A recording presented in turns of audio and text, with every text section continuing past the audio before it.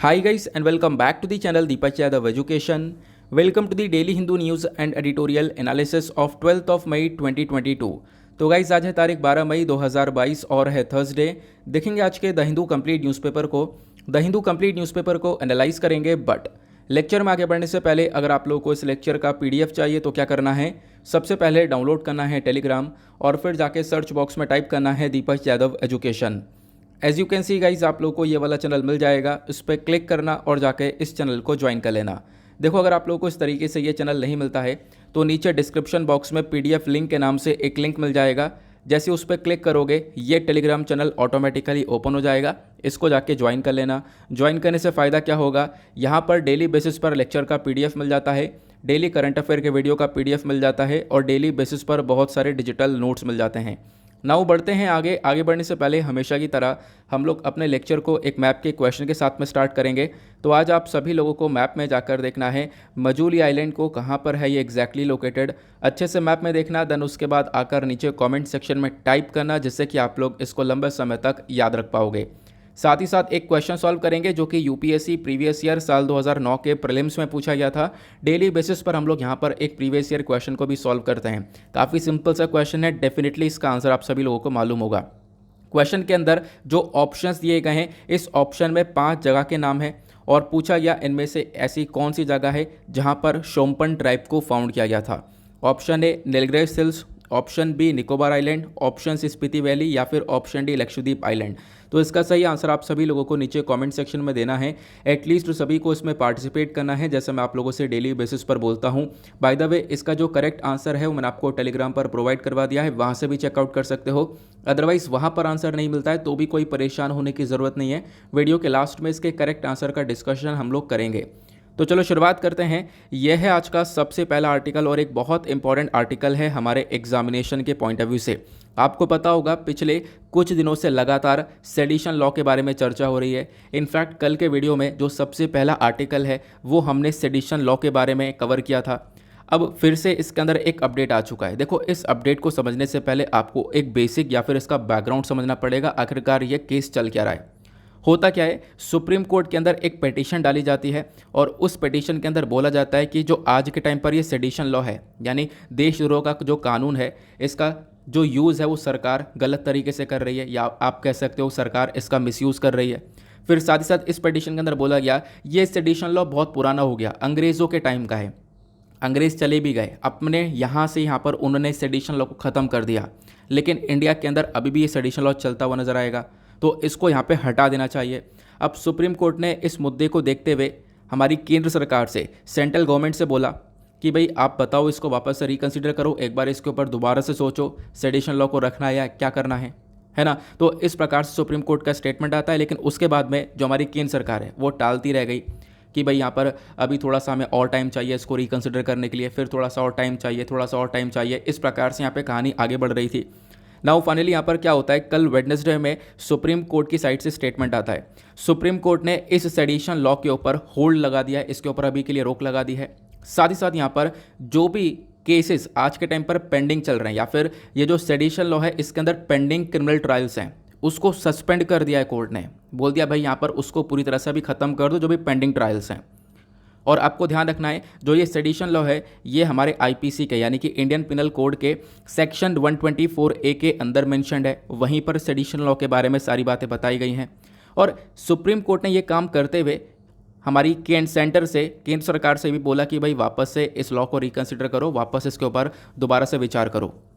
ठीक है, तो ये सारा मुद्दा यहाँ पे कल हुआ है, जिसको लेकर आज ये आर्टिकल आप लोग देख पा रहे होंगे। अब होता क्या है, आप लोग कह रहे होंगे सेडिशन लॉ के बारे में तो बताया नहीं। देखो मैं बताऊंगा, इनफैक्ट कल के वीडियो में भी हम लोगों ने सबसे पहले आर्टिकल में सेडिशन लॉ के बारे में डिस्कस किया था। काफ़ी सारी इन्फॉर्मेशन मैं आपको वहाँ पे ऑलरेडी दे चुका हूँ। अगर आप लोग को तुरंत जानना है तो आप लोग कल वाला वीडियो एक बार देख सकते हो। अगर यहाँ पे थोड़ा सा वेट कर सकते हो तो ज़्यादा बेहतर रहेगा, क्योंकि सेडिशन लॉ को लेकर एक आर्टिकल एडिटोरियल पर कवर हुआ है। तो हम लोग जब एडिटोरियल डिस्कशन पर आएंगे तो वहाँ पर उस वाले आर्टिकल को मैं आपके साथ डिस्कस करूँगा और सारी इन्फॉर्मेशन दूंगा। अभी फिलहाल यहाँ पर इतना मुद्दा आप लोगों ने समझ लिया। फिर साथ ही साथ आप देख पाओगे यहाँ पर एक पिक्चर दी गई है, इस पिक्चर के अंदर कुछ और इन्फॉर्मेशन बताई गई है। इन्फॉर्मेशन ये बताई गई कि भाई हाल ही में या फिर पिछले कुछ सालों में सेडिशन लॉ को लेकर कितने कितने केसेस देखने को मिले हैं, उसको लेकर एक डेटा है। यहाँ पर एनसीआरबी का डेटा है। एनसीआरबी क्या है? National crime record bureau. ये एक ऐसी बॉडी है जो कि पूरे साल में एक रिपोर्ट को प्रस्तुत करती है। उस रिपोर्ट के अंदर सारे क्राइम्स के बारे में मेंशन किया जाता है कि हाँ भाई ये क्राइम इंडिया के अंदर बढ़े हैं, कम हुए हैं, तो वो सारे डेटा यहाँ पर एनसीआरबी लेकर आता है। तो एनसीआरबी की रिपोर्ट ये बोलती है कि साल 2015 से लेकर साल 2020 के बीच में इस सेडिशन लॉ का बहुत ज़्यादा इस्तेमाल हुआ है। इस सेक्शन 124A के अंदर में लगभग 356 लोगों को 356 लोगों को रजिस्टर किया गया और 548 लोगों को अरेस्ट किया गया है। हालांकि यहाँ पर इतने सारे ये केसेस में अरेस्ट और रजिस्टर करने के बावजूद भी यहाँ पर सिर्फ और सिर्फ 6 लोग यहाँ पे दोषी साबित हो पाए हैं, ऐसा यहाँ पर इसने बताया। और रीसेंट केसेस अगर हम लोग देखें तो पिछले कुछ टाइम पे सेडिशन लॉ को लेकर कुछ केसेस निकल कर आए। जैसे यहाँ पर दिशा रावी के ऊपर सेडिशन के चार्जेस लगाए गए थे, कश्मीरी स्टूडेंट्स के ऊपर यहाँ पर सेडिशन के चार्जेस लगाए गए थे, क्योंकि यहाँ पर ये पिछले साल की बात है, अक्टूबर 28 में, ठीक है, इन्होंने यहाँ पर व्हाट्सअप स्टेटस को यहाँ पर लगाया और जो पाकिस्तान प्लेयर्स उनकी जो जीत है उसको यहाँ पर ये सेलिब्रेट कर रहे थे। उसके बाद इसी प्रकार से ये अलग अलग केसेस निकल कर आए हुए हैं। तो यहाँ पर किस किस केस के अंदर इनके ऊपर सेडिशन के चार्जेस लगाए गए हैं वो यहाँ पर मेंशन्ड है। इसको ज़्यादा डीपली पढ़ने की आवश्यकता हमारे लिए है नहीं, ठीक है, तो यहाँ पर ज़्यादा फोकस नहीं कर सकते हो। बस खाली इतना ध्यान रखना कि हाँ रिसेंट डेज में इस प्रकार के केसेस हम लोगों ने देखे थे। तो ये था हमारा आर्टिकल। अभी थोड़ा सा और वेट करो, जब हम एडिटोरियल पर आएंगे तब मैं आपको यहाँ पर इस सेडिशन लॉ के बारे में सारी डिटेल्ड इन्फॉर्मेशन भी दूंगा। अभी फिलहाल क्या अपडेट निकल कर आता है ये आप लोगों ने जान लिया। उसके बाद में आते हैं अगले आर्टिकल की तरफ। बिल्कुल सेम पेज पर एक आर्टिकल आपको यहाँ पर ये वाला देखने को मिल जाएगा। अच्छा, कल आप लोगों ने यहाँ पर एक वीडियो देखा होगा, बहुत ज़्यादा वायरल हुआ था। इनफैक्ट ट्विटर पर काफ़ी सारी वीडियोस वगैरह अपलोड हुई हैं। वो वीडियो किस चीज़ की है? वो वीडियो यहाँ पर बात करता है साइक्लोन के बारे में। अभी देखो आपको ही पता है कि साइक्लोन एक हिट होने वाला है। हम लोग काफ़ी दिनों से आसानी साइक्लोन के बारे में चर्चा कर रहे हैं। साइक्लोन आसानी यहाँ पर ये थोड़ा सा एंटर हो चुका है आंध्र प्रदेश के अंदर में, और यहाँ पे ये हिट होगा लगभग 10 मई के आसपास यहाँ पर हिट हो जाएगा, इस प्रकार से यहाँ पर बोला जा रहा था, ठीक है। लेकिन होता क्या है, फिर उसके बाद 11-12 मई आया और उसके बाद यहाँ पर बोला जा रहा है कि ये थोड़ा सा भी वीक होता हुआ नज़र आ रहा है।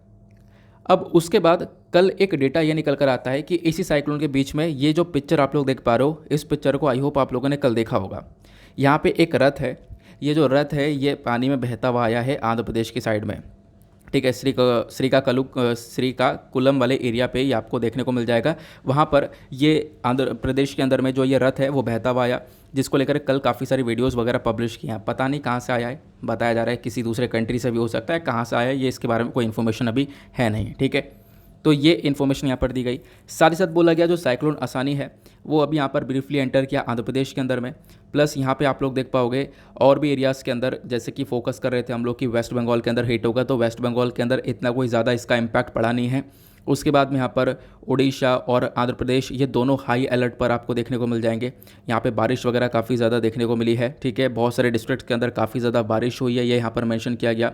जो हमारा लेटेस्ट ऑब्जर्वेशन है इंडियन मेट्रोलॉजिकल डिपार्टमेंट का, ठीक है, जो IMD का एक लेटेस्ट भविष्यवाणी आप कह सकते हो, वो यह है, ये जो स्टॉर्म है इसने यहाँ पर आंध्र प्रदेश को क्रॉस किया। उसके बाद यहाँ पर काफ़ी सारे कोस्ट को क्रॉस करते हुए यहाँ पर बोला गया कि देखो वेडनेसडे की रात तक ये कमज़ोर हो जाएगा, बहुत ज़्यादा वीक हो जाएगा। ये इन्फॉर्मेशन यहाँ पर दी जा रही थी, ठीक है, IMD के थ्रू वो यहाँ पर बताया गया। प्लस बोला गया कि ये और ज़्यादा कमज़ोर हो जाएगा लगभग 12 मई की मॉर्निंग तक, तो यानी कि आज की सुबह तक ये जो साइक्लोन है वो और ज़्यादा वीक हो जाएगा। ये सारी बातें यहाँ पर बताई जा रही हैं इस पर्टिकुलर आर्टिकल के अंदर में। और अभी यहाँ पर क्या है, थर्सडे में, यानी कि आज के दिन क्या होगा, जो ये विंड की स्पीड है वो और ज़्यादा स्लो हो जाएगी। अभी 95 किलोमीटर पर आवर की स्पीड थी, वो यहाँ पर 45 किलोमीटर पर आवर की हो जाएगी। ये सारा यहाँ पर एक प्रेडिक्शन IMD का आपको देखने को मिल जाएगा। क्लियर हुआ? तो ये सारी इन्फॉर्मेशन यहाँ पर दी गई है। आई होप आप लोगों को ये भी क्लियर हो चुका है। अब देखो इसके बारे में कोई भी ऐसी इन्फॉर्मेशन नहीं है यहाँ पर कि डायरेक्टली एग्जामिनेशन में पूछी जाए, ठीक है, कि साइक्लोन वीक हो रहा है, क्या हो रहा है, तो ऐसी कोई इन्फॉर्मेशन नहीं पूछी जाएगी डायरेक्टली। लेकिन आपको इस साइक्लोन के बारे में ढेर सारी इन्फॉर्मेशन कवर करके चलनी है। रिसेंट डेज में मैंने आपको काफ़ी बार बताया साइक्लोन कैसे आता है, साइक्लोन के क्या क्या क्लासिफिकेशंस होते हैं, कितने प्रकार के साइक्लोन्स होते हैं, ट्रॉपिकल साइक्लोन्स कौन से होते हैं, ये सारी बातें रिसेंट डेज में मैंने आपको समझाई हैं। इनफैक्ट परसों हमने इसको कवर किया है। लेकिन आज भी आप लोगों में कुछ अलग से कुछ हटकर एक इन्फॉर्मेशन देता हूं जो कि बहुत बहुत इंपॉर्टेंट है, अपने पास नोट डाउन करके रख सकते हो। इस आर्टिकल को हम लोग जीएस पेपर 1 और जीएस पेपर 3 से रिलेट कर पाएंगे। हमारा जीएस पेपर 1 के अंदर ज्योग्राफी से ये रिलेट हो जाएगा और जीएस पेपर 3 के अंदर डिजास्टर मैनेजमेंट का टॉपिक आता है, वहाँ से आप लोग इसको रिलेट कर पाओगे। तो आईएमडी ने यहाँ पर इसकी प्रेडिक्शन दी थी कि भाई जो साइक्लोन है आसानी ये हिट हो जाएगा। और आपको ध्यान रखना है जो ये साइक्लोन के नेम्स होता है, जो भी हमारे साइक्लोन्स होते हैं, जैसे कि पिछले साल ताउते, यास, निसार्ग, अम्फान, ये सारे साइक्लोन्स आए थे, इन सबको कोई ना कोई कंट्री नाम देती है। ठीक है, तो यहाँ पर आपको देखने को मिलेगा जो ये साइक्लोन आसानी है इसको श्रीलंका की तरफ से नाम दिया गया है। फिर उसके बाद साइक्लोन्स के अकरेंस के बारे में चर्चा करें तो देखो, भारत में आपको जो साइक्लोन्स आते हुए नज़र आते हैं वो 2 सीज़न में आते हुए नज़र आते हैं। एक सीज़न होता है मार्च से लेकर मई के महीने का, मार्च अप्रैल मई के बीच में। ठीक है, और अभी यहाँ पर वही वाला टाइम चल रहा है। तो एक टाइम तो ये इन 3 महीनों के बीच में साइक्लोन देखने को मिलते हैं, और एक टाइम क्या होता है अक्टूबर से लेकर दिसंबर के बीच में। तो एक साल में 2 बार ऐसा सीज़न आता है जिसको हम लोग साइक्लोनिक सीज़न बोलते हैं, जहाँ पे साइक्लोन्स आते ही आते हैं। ठीक है, तो मार्च से लेकर मई के बीच में, और दूसरा सीज़न आता है अक्टूबर से दिसंबर के बीच में। लेकिन कभी कभी कुछ रेयर इंसिडेंट भी होता है। रेयर मतलब कुछ अद्भुत घटना घट जाती है, और ये जो साइक्लोन है वो इन 2 पीरियड के अलावा किसी और टाइम पे आ जाता है, लगभग सितंबर के महीने में देखने को मिल जाता है। और ऐसा पिछले साल हुआ था। ठीक है, यहाँ पे आपको याद होगा पिछले साल मैंने आपको पढ़ाया भी था साइक्लोन गुलाब के बारे में। तो साइक्लोन गुलाब ऐसा तीसरा साइक्लोन बना है इस 21st सेंचुरी का, जो कि यहाँ पर अपने टाइम पीरियड के अलावा हटकर दूसरे टाइम पीरियड में आया। मतलब कि साइक्लोन का टाइम पीरियड क्या है, मार्च से लेकर मई के बीच में, या फिर अक्टूबर से लेकर दिसंबर के बीच में, इसी टाइम पीरियड में आना चाहिए। अगर इनके अलावा किसी दूसरे टाइम पर आ रहा है, ठीक है, सितंबर के मंथ में यहाँ पर देखने को मिला है, तो वो अपने आप में एक रेयर साइक्लोन है, एक अद्भुत है। और ऐसे ही हम लोगों ने देखा था पिछले साल गुलाब साइक्लोन था। गुलाब साइक्लोन इस प्रकार का तीसरा साइक्लोन था। इससे पहले एक साइक्लोन 2018 में दया नाम का आया था। उससे पहले 2005 में प्यार नाम का आया था। उसके बाद यहाँ पर ये पिछले साल की बात है, गुलाब नाम का देखने को मिलता है। तो ये भी इन्फॉर्मेशन इंपॉर्टेंट है, इसको भी ज़रूर ध्यान में रख सकते हो। फिर उसके बाद यहाँ पर बताया गया जो ये साइक्लोन्स हैं ये आपको बे ऑफ बंगाल और अरेबियन सी के अंदर देखने को मिल जाते हैं। जैसे कि यहाँ पे आपको सिंपल सा मैं बताऊं तो इंडिया का मैप आपको नीचे से देखने को मिलेगा इस प्रकार से। इधर बे ऑफ बंगाल वाला रीजन हो गया और इधर अरेबियन सी हो गया। तो यहीं पर आप देख पाओगे ज़्यादातर साइक्लोन्स आपको देखने को मिल जाते हैं। ठीक है, अभी जो साइक्लोन आसानी है वो भी यहाँ पर बे ऑफ बंगाल को अंदर बना है, फिर इधर आंध्र प्रदेश वगैरह को हिट करता हुआ नज़र आ रहा है। क्लियर हुआ। फिर उसके बाद साइक्लोन की क्लासिफिकेशंस के बारे में चर्चा करें तो इसको लेकर मैंने आपके सामने हमेशा से एक पिक्चर रखा है। वो पिक्चर आपको यहाँ पर ये वाला देखने को मिलेगा। जो साइक्लोन है इसके अंदर क्या है, एक आंधी चल रही है, एक चक्रवात है, एक तूफान स्टॉर्म देखने को मिल रहा है। तो यहाँ पे जो ये आंधी है, इस हवा की जो स्पीड है, इसी के बेसिस पर हम लोग साइक्लोन को क्लासीफाई करते हैं। अगर हवा की स्पीड बहुत ज़्यादा होगी तो वो उतना ही खतरनाक होगा, उतनी ज़्यादा वो बर्बादी करेगा। हवा की स्पीड कम होगी तो वो उतना कम खतरनाक होगा। तो यहाँ पे आप देख पाओगे बहुत सारे साइक्लोन्स होते हैं जिनकी जो विंड स्पीड होती है वो 51 किलोमीटर पर आवर से कम हो जाती है, वो डिप्रेशन कहलाते हैं। ठीक है, डिप्रेशन कैटेगरी के होते हैं। उसके बाद यहाँ पर आप देख पाओगे कुछ साइक्लोन्स होते हैं जिनकी जो विंड स्पीड है वो 62 से लेकर 87 किलोमीटर पर आवर की होती है, और साइक्लोनिक स्टॉर्म होते हैं। अगर ये स्पीड बढ़ती चली जाएगी, जैसे ऊपर बढ़ गई, तो ये सीवर साइक्लोनिक स्टॉर्म होता है। उससे और ऊपर हो गई है तो यहाँ पर वो वेरी सीवर कैटेगरी होती है। और अगर 222 किलोमीटर पर आवर की स्पीड से भी ज़्यादा तेज़ी से हवा चल रही है इस साइक्लोन के अंदर में, तो वो जो कैटेगरी है वो सुपर साइक्लोनिक स्टॉर्म की कहलाती है। तो ये हमारे साइक्लोन के क्लासिफिकेशंस हो गए। देन उसके बाद यहाँ पे जब हम लोग साइक्लोन्स के बारे में चर्चा करते हैं तो आपको यहाँ पर बताया जाता है कि हम लोग यहाँ पर ट्रॉपिकल साइक्लोन्स के बारे में देखते हैं। देखो, ट्रॉपिकल साइक्लोन की जब हम चर्चा करते हैं तो आपको ध्यान रखना है, एक तरफ हो जाता है ट्रॉपिक ऑफ कैंसर ऊपर, और नीचे आपको देखने को मिल जाएगा tropic of Capricorn. Tropic of Cancer और ट्रॉपिक ऑफ कैप्रिकॉर्न के बीच में आपको इक्वेटर देखने को मिलेगा, और इन दोनों ट्रॉपिक्स के बीच में ये जो एरिया है ये ट्रॉपिकल रीजन है, इसी में यहाँ पर ये साइक्लोन्स आते हैं। यहाँ पे आप देख पाओगे, मैंने आपको बताया ये इंडिया का मैप हुआ, इधर बे ऑफ बंगाल हुआ और इधर यहाँ पे अरेबियन सी हुआ। यहीं पर सबसे ज़्यादा साइक्लोन्स आते हैं। जब इस प्रकार का चक्रवात इस वाले एरिया में आता है तो उसको हम लोग साइक्लोन ही बोलते हैं। और यही बिल्कुल सेम चक्रवात अगर इधर चाइना और जापान की साइड में आता है तो उसको हम लोग टाइफून बोलते हैं। और यही चक्रवात सेम इधर सदर्न अमेरिका की साइड में आता है तो उसको हम लोग हरिकेन बोलते हैं। और यही यहाँ पर साइक्लोन बिल्कुल सेम ऑस्ट्रेलिया की साइड में आता है तो उसको हम लोग विलीविलीज बोलते हैं। ये हमने काफ़ी बार डिस्कस कर रखा है ऑलरेडी। क्लियर हुआ। तो ये हमने साइक्लोन्स के बारे में जाना, ट्रॉपिकल साइक्लोन्स, और ये सारी इन्फॉर्मेशन हम लोगों ने कवर कर ली है। क्लासिफिकेशंस क्या है ये हम लोगों ने जान लिए, ट्रॉपिकल साइक्लोन्स क्या होते हैं हम लोगों ने ये भी समझ लिया। आई होप आपको इसमें सब कुछ क्लैरिटी मिल चुकी है। अब जितनी भी जो ये इन्फॉर्मेशन मैं आप लोग को एक्स्ट्रा इन्फॉर्मेशन देता हूँ, जो कि बिल्कुल खास बात है हमारे इस वीडियो का, क्योंकि करना क्या होता है, देखो इंपॉर्टेंट चीज़ ये भी है कि आप लोग को इसमें बहुत सारा टाइम बच जाता है। ठीक है, इनफैक्ट पूरा पूरा दिन लग जाता होगा बहुत सारे लोगों को। होता क्या है, न्यूज़पेपर पढ़ना काफ़ी नहीं है अगर हम लोग एग्जामिनेशन के पॉइंट ऑफ व्यू से पढ़ रहे हैं तो। ठीक है, तो करना क्या है, न्यूज़पेपर पढ़ने के बाद यहाँ पे साइक्लोन के बारे में पढ़ा तो ऑब्वियस ही बात है यहीं से क्वेश्चन बनने वाला है। साइक्लोन आसानी किसने नाम दिया, हमने सारा कुछ बैकग्राउंड पढ़ा। हालांकि ये सारी इन्फॉर्मेशन यहाँ पर नहीं देखने को मिलेगी, लेकिन क्वेश्चन वहीं से बनना है। यही होता है आर्ट ऑफ रीडिंग न्यूज़पेपर। तो ये जो इन्फॉर्मेशन है सारी अलग से जो भी दी जाती है वो सब आपको मिल जाती है।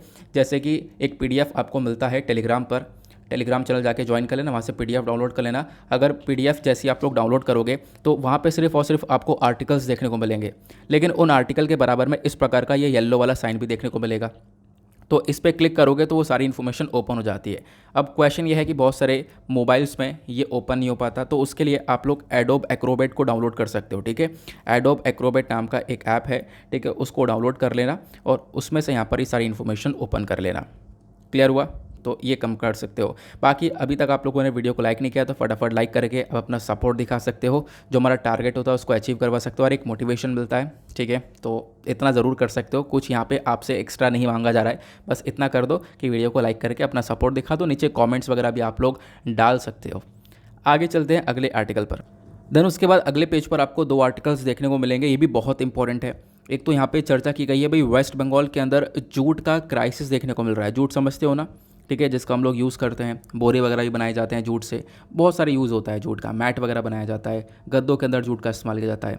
तो ये जो जूट है इसको लेकर एक बहुत बड़ा प्रॉब्लम क्रिएट हुआ है वेस्ट बंगाल के अंदर। वो प्रॉब्लम क्या है इसको समझेंगे, जूट इंडस्ट्री के बारे में काफ़ी सारी इन्फॉर्मेशन को कवर करेंगे। तो ये आर्टिकल सुपर इंपॉर्टेंट है प्रीलिम्स और मेंस दोनों के पॉइंट ऑफ व्यू से। उसके बाद एक छोटी सी इन्फॉर्मेशन यहाँ पर दी गई है।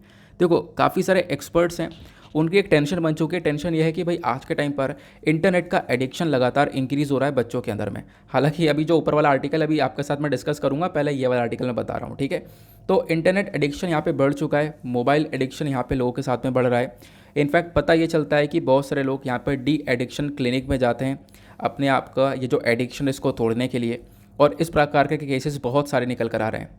यहाँ पे बताया गया जो यहाँ पर 14 साल के हैं, प्लस यहाँ पे जिनकी उम्र 10 से 13 साल के बीच में है, प्लस 11 से 18 साल के बीच में है। तो इस प्रकार से यहाँ पर ये जो लोग हैं इनके अंदर ये इंटरनेट एडिक्शन काफ़ी ज़्यादा देखने को मिल रहा है।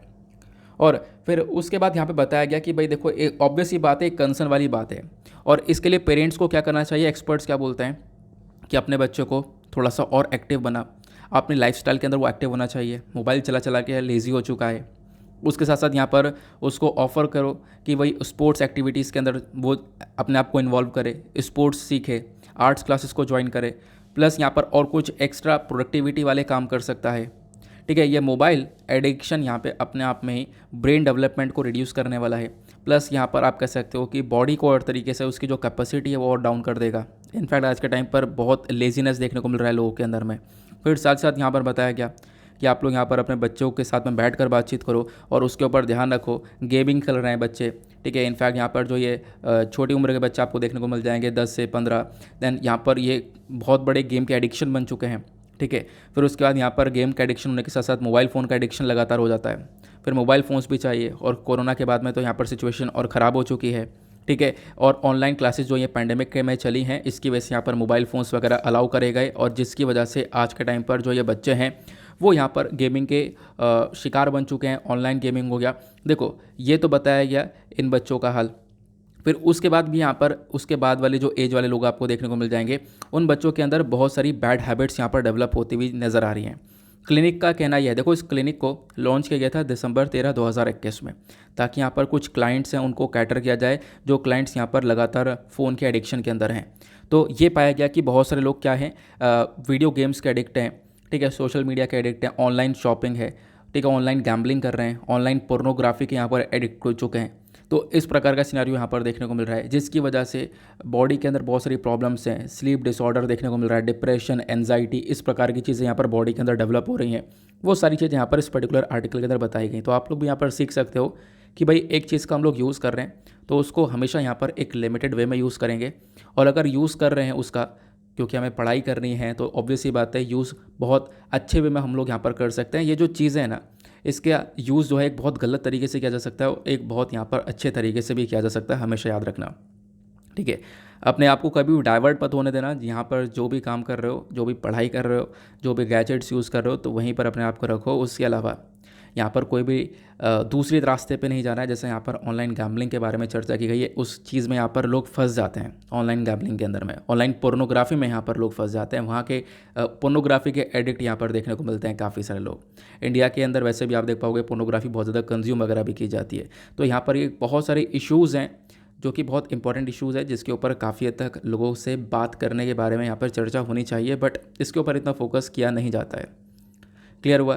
तो मतलब ये सिचुएशन कुछ ऐसी है कि हाँ, लोगों को पता है यार कि इसके कितने डिसएडवांटेजेस हैं, लेकिन उसके बाद भी यहाँ पर वो एडिक्ट हो जाते हैं ऑनलाइन गेमिंग से एक बंदा एडिक्ट हो गया तो यार वो छूट नहीं सकता बहुत लंबे समय तक। तो वो चीज़ें यहाँ पर नज़र आती हैं, तो इसके बारे में ध्यान रख सकते हो। हमेशा जब भी यूज़ करो चीज़ों के एक लिमिटेड वे में यूज़ करो, और फिलहाल तो यार वो चीज़ अपने ऊपर कभी हावी मत होने दो, चाहे मोबाइल फ़ोन हो चाहे कुछ भी हो। ठीक है, तो यहाँ पे इसको हम लोग अपने लाइफ से थोड़ा सा जोड़ सकते हैं। फिर उसके बाद एक इंपॉर्टेंट आर्टिकल पर आते हैं। यहाँ पे चर्चा की गई है झूठ को लेकर। तो देखो, मैं आपको एक एक करके सारी इन्फॉर्मेशन देता हूँ जो कि बहुत इंपॉर्टेंट है। आप लोग स्क्रीन पर बस खाली नीचे देखते हुए चलना और सारी इन्फॉर्मेशन लेते हुए चलना। इस आर्टिकल को हम लोग जीएस पेपर 3 से रिलेट कर पाएंगे। हमारे सिलेबस में क्रॉपिंग पैटर्न का एक टॉपिक है, एग्रीकल्चरल मार्केटिंग का टॉपिक है, इनसे आप रिलेट कर पाओगे। तो वेस्ट बंगाल के अंदर जूट के अकाल पड़ चुका है, जूट के जो दाम है वो काफ़ी बढ़ चुके हैं, बहुत ज़्यादा क्राइसिस आज के टाइम पर क्रिएट हो रहा है। रीज़न क्या है? तो कारण यहाँ पर यह है, सबसे पहली बात, high rate of procurement by mills. इसका मतलब क्या है? देखो, जो ये मिल्स होते हैं ये जूट को यहाँ पे खरीद रहे हैं बहुत ज़्यादा दाम में। मतलब कि देखो होता क्या है, अभी ये मिल के पास में जूट आता है और फिर उस जूट की प्रोसेसिंग की जाएगी। प्रोसेसिंग करने के बाद में वो जूट जाकर बिकेगा। तो मिल जो है यहाँ पे लेकर आ रहे हैं फार्मर से, वो बहुत ज़्यादा दाम में लेकर आ रहे हैं। अब ज़्यादा दाम में लेकर आने के बाद में वो एक तरीके से प्रोसेसिंग वगैरह होने के बाद में बहुत कम दाम में बिक रहा है। तो ये क्राइसिस यहाँ पर निकल कर आ रहा है कि भाई यहाँ पर आप देख पाओगे, एक सबसे बड़ी प्रॉब्लम यह है, सरकार ने इसके लिए एक मिनिमम सपोर्ट प्राइस को फिक्स कर दिया था। रॉ जूट के लिए, जो हमारा कच्चा जूट है, इसके लिए यहाँ पर सरकार के फार्मर्स के लिए जो एमएसपी है वो सेट कर दी गई थी 4,750 रुपये पर कुंटल के हिसाब से। लेकिन होता क्या है, यहाँ पर आप कह सकते हो ये जो लिमिट है वो पूरी तरह से क्रॉस हो चुकी है। बहुत ज़्यादा महंगा आज के टाइम पर ये जूट हो चुका है। ये जो प्राइस है वो यहाँ पे काफ़ी महंगे हो चुके हैं, यहाँ पर मेंशन किया गया। तो ये क्राइसिस आज के टाइम पर देखने को मिल रहा है। आखिरकार ऐसा क्यों हुआ? तो यहाँ पर साइक्लोन का एक बहुत बड़ा इम्पैक्ट देखने को मिल रहा है। अब आप कहोगे साइक्लोन तो अभी कोई आया नहीं है, तो अभी का साइक्लोन नहीं है, पिछले साल की बात है। तो साल 2020 में भी यहाँ पर आप देख पाओगे और 2021 में भी साइक्लोन आते हैं, लेकिन 2020 में साइक्लोन अम्फान मई के महीने में आता है, जिसने बहुत बर्बादी यहाँ पर मतलब क्रिएट कर दी थी। इनफैक्ट क्या होता है, वो हमारे स्टेट के अंदर में, खासकर वेस्ट बंगाल के अंदर में बहुत सारे क्राइसिस लेकर आता है, और इसकी वजह से यहाँ पर आप देख पाओगे जो एग्रीकल्चर वगैरह है वो बहुत बुरी तरह से हिट होता है। और जो जूट प्रोड्यूसिंग स्टेट है वहाँ पे बहुत मतलब आप कह सकते हो कि बर्बादी क्रिएट होती है साइक्लोन की वजह से, जिसकी वजह से वहाँ पर जूट की काफ़ी कमी देखने को मिल जाती है। तो ये साइक्लोन अम्फान का एक कारण हुआ। दूसरा कारण यहाँ पर ये देखने को मिल जाएगा, हुआ क्या है कि बहुत सारा पानी इकट्ठा हो गया था। ठीक है, क्लाइमेट कंडीशंस आपको देखने को मिल जाती हैं। तो इन क्लाइमेटिक कंडीशंस की वजह से बहुत सारा जब पानी इकट्ठा हुआ तो इन जूट को अपने समय से पहले ही काट लिया गया। ठीक है, इनके मैच्योरिटी पीरियड एक आती है, लेकिन उस समय से पहले ही काट लिया गया, जिसकी वजह से यहाँ पर जूट की वो जो क्वालिटी है वो हमें मिल नहीं पाई है। तो ये प्रॉब्लम्स यहाँ पर निकल कर आ रही हैं जूट को लेकर वेस्ट बंगाल में।